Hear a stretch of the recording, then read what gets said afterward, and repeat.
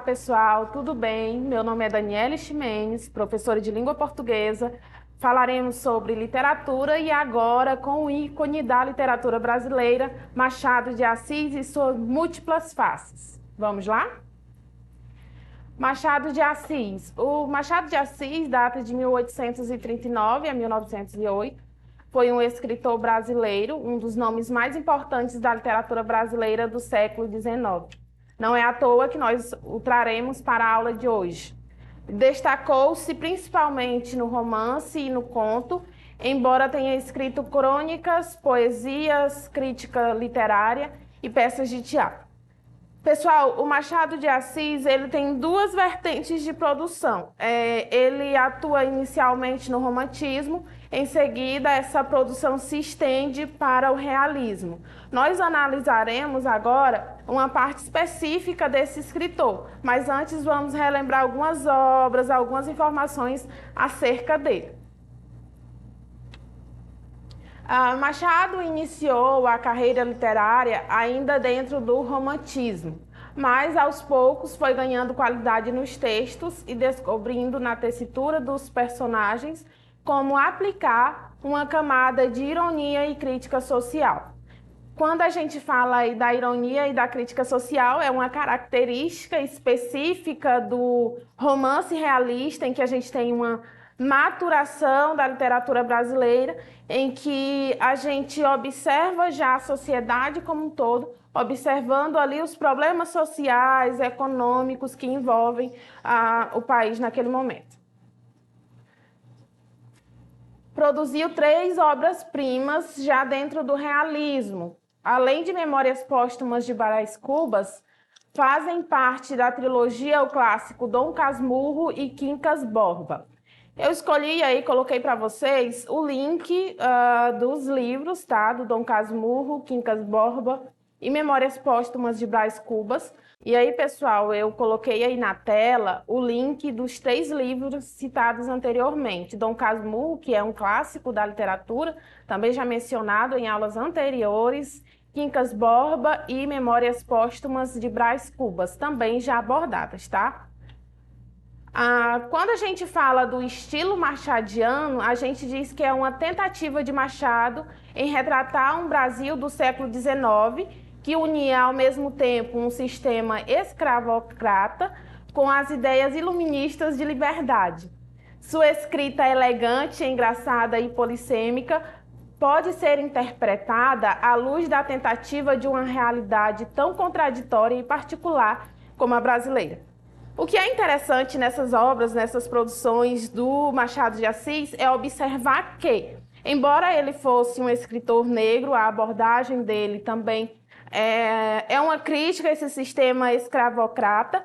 No entanto, ele aborda a sociedade como um todo, quer dizer, não é somente o negro que está aí inserido em uma situação de miséria, em uma situação de desigualdade social, mas as outras pessoas ali que compõem a sociedade brasileira estão inseridas nesse contexto.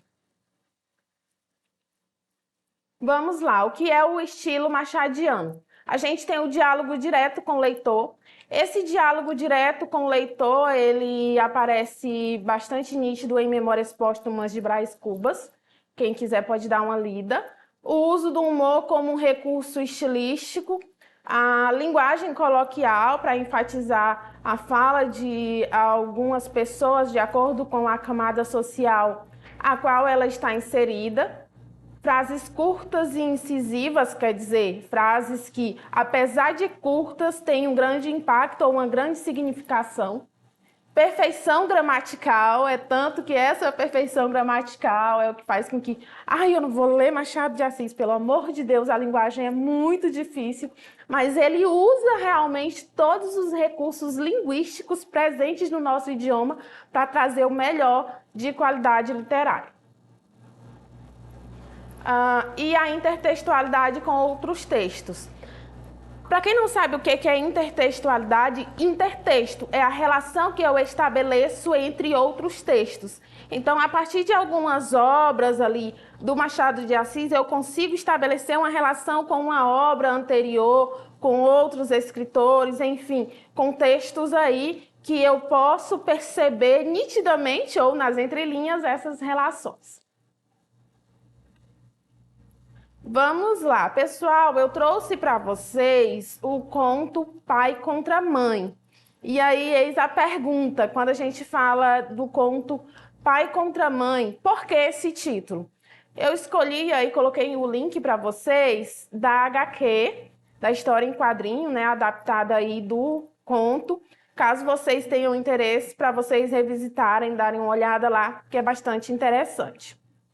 Na imagem, a gente observa aí logo o Rio de Janeiro, né? O cenário ali do Rio de Janeiro.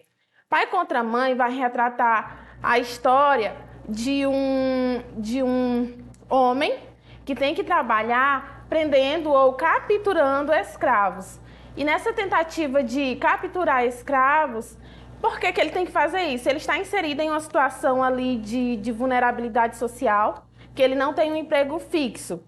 Então, como é que se desenvolve? A história se desenvolve entre o protagonista e a protagonista, e ele tem que manter a casa. Na tentativa de manter a casa, após casar-se com essa moça, ele precisa recorrer à função de pegar, bom, não é o termo mais conveniente, mas enfim, de capturar os escravos fugitivos. Lembrando que nós estamos em uma narrativa que se desenvolve nesse período de escravidão no Brasil. E aí, o que acontece? Na medida em que a gente tem uma mudança histórica e muitas pessoas visam aí esse mercado de captura de escravos, o trabalho dele vai ficando cada vez mais escasso.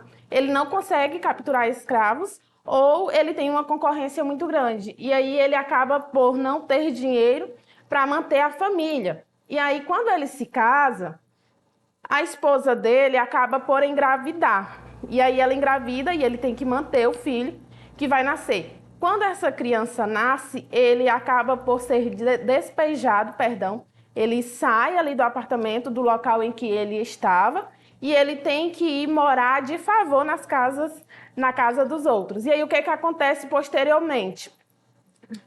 A sogra, a tia, na verdade, da esposa dele, vai dizer assim: você tem que pegar essa criança e dar para adoção, porque ela vai passar fome. Na situação em que nós estamos, nós não podemos mantê-la. E aí ele tem um anúncio em que ele tem uma escrava e que o valor ofertado pela captura dessa escrava é alto e que ele poderia sair daquela situação. Então ele tenta de todas as formas capturar essa moça e acaba por desistir e ir, de fato, entregar o filho. Quando ele chega lá na rua para entregar esse filho, o que acontece? Ele se depara, misteriosamente vê a moça ali na frente, que tem todas as características, os traços descritos no anúncio, e aí ele captura essa escrava que estava grávida também, que pede pelo amor de Deus que ele não a prenda, que ela vai ser escrava dele, vai servir, que tenha misericórdia, que ela está grávida. Mas na tentativa de salvar o filho, ele não ouve, não aceita, quer dizer, ele, na verdade, ele tem duas situações: ou ele salva a escrava, ou ele salva o filho, e obviamente ele escolhe o filho, salvar o filho. Então ele vai lá, entrega a escrava e ela acaba por sofrer um aborto. Então é mais ou menos esse resumo. Na verdade, quando nós falamos de produção, de conto, os detalhes, as minúcias, quer dizer, o específico ali é que tem maior significação. E eu vou trazer agora uma análise para vocês da obra.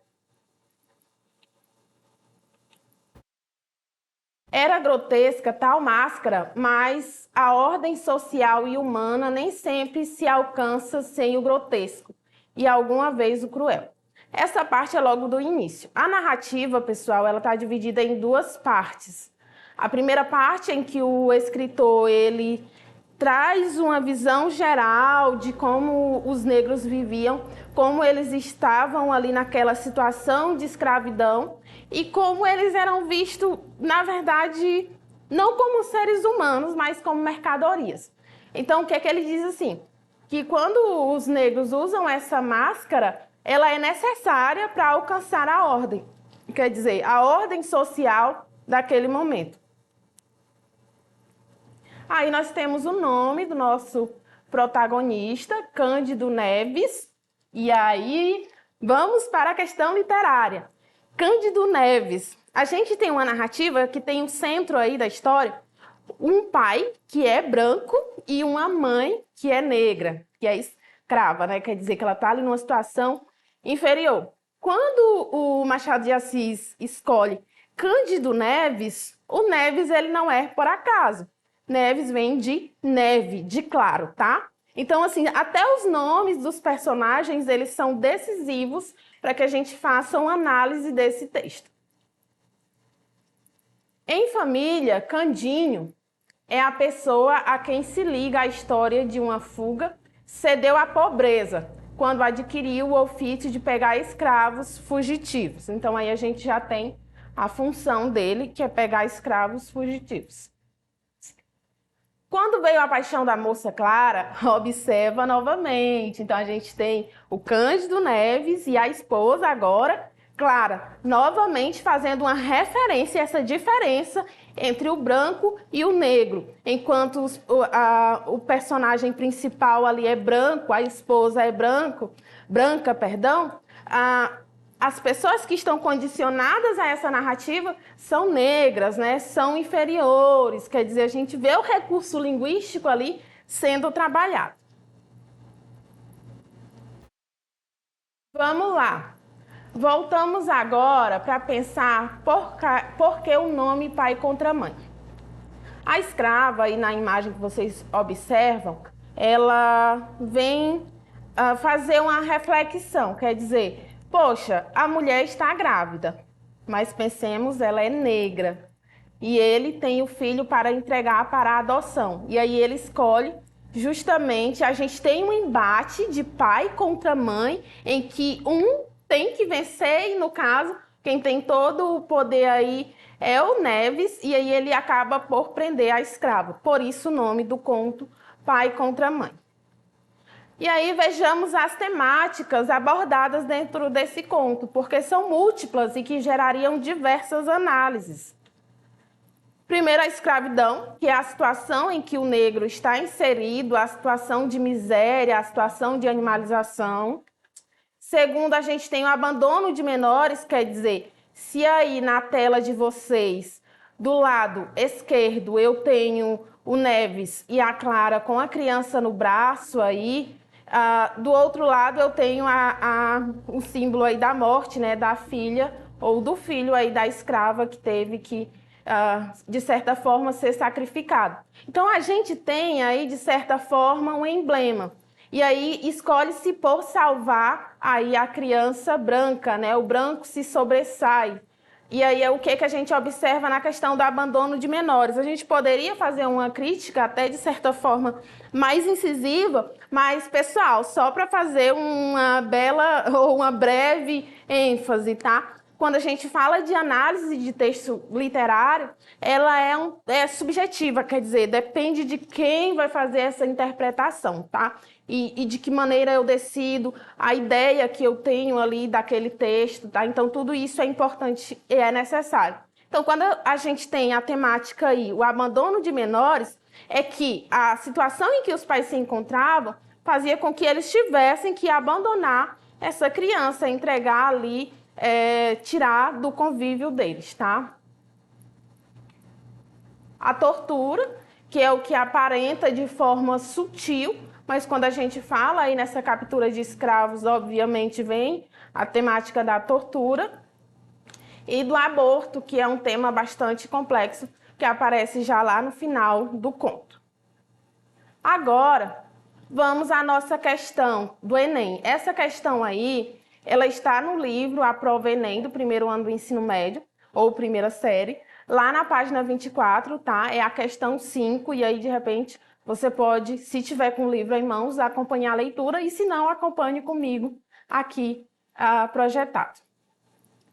A escravidão levou consigo ofícios e aparelhos, como terá sucedido outras instituições sociais. Não cito alguns aparelhos, senão por se ligarem a certo ofício. Um deles era o ferro ao pescoço, outro o ferro ao pé. Havia também a máscara de folha de Flandes. A máscara fazia perder o vício da embriaguez aos escravos, por lhes tapar a boca. Tinha só 3 buracos, 2 para ver, 1 para respirar, e era fechada atrás da cabeça por um cadeado. Era grotesca tal máscara, mas a ordem social e humana nem sempre se alcança sem o grotesco e alguma vez o cruel. Esse trecho aí é retirado justamente do conto que nós acabamos de analisar, Pai contra Mãe. Vamos lá ao texto 2. É possível imaginar o modo pelo qual Machado de Assis trabalhou a escravatura e a negritude o tenham levado a uma excepcional decantação, sublimação. Um exorcismo às avessas.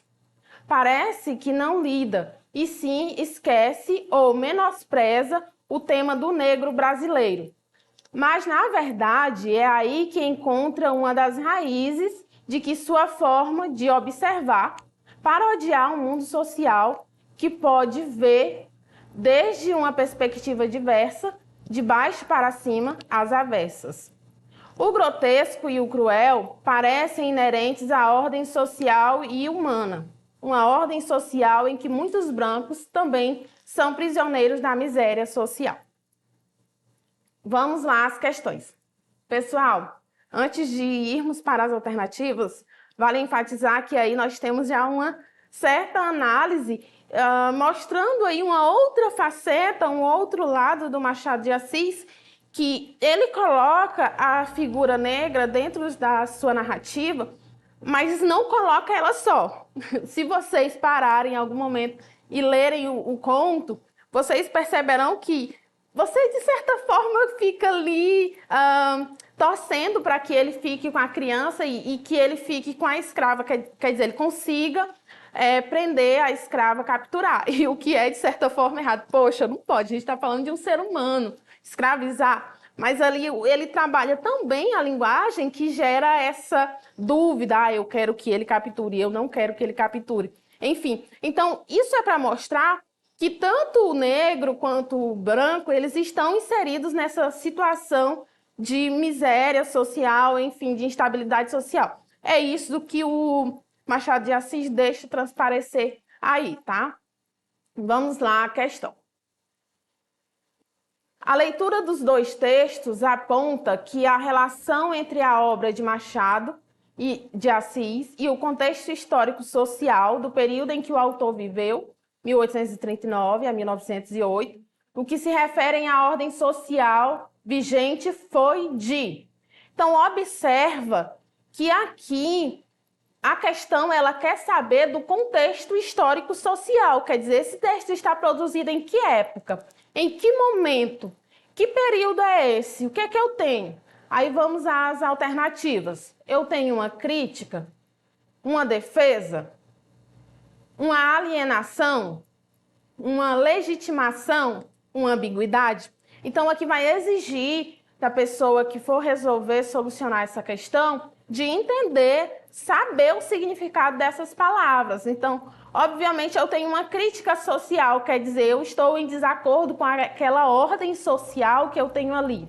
Defesa, eu estou defendendo a escravidão, eu estou defendendo ali aquela situação social, ou eu sou uma pessoa, ou eu tenho uma alienação, quer dizer, que pensa de acordo com o que o outro pensa e pronto. Ou eu tenho uma legitimação, dizendo, é isso e ponto. Ou eu tenho uma ambiguidade, quer dizer, uma diversidade ali de sentido, dupla interpretação. Então, a resposta, ela chega a ser óbvia, né? Então, a resposta correta, letra A, eu tenho uma crítica social. Então, pessoal, a gente encerra aqui a aula de hoje sobre o Machado de Assis. Eu espero que você leia e se interesse por observar mais produções dele, mais obras que têm um valor estético literário muito grande e importante para a nossa literatura. Se você quiser rever essa aula Acesse a nossa plataforma, aí você pausa o vídeo, volta novamente, dá um play e veja, tá? Se tiver mais dúvidas.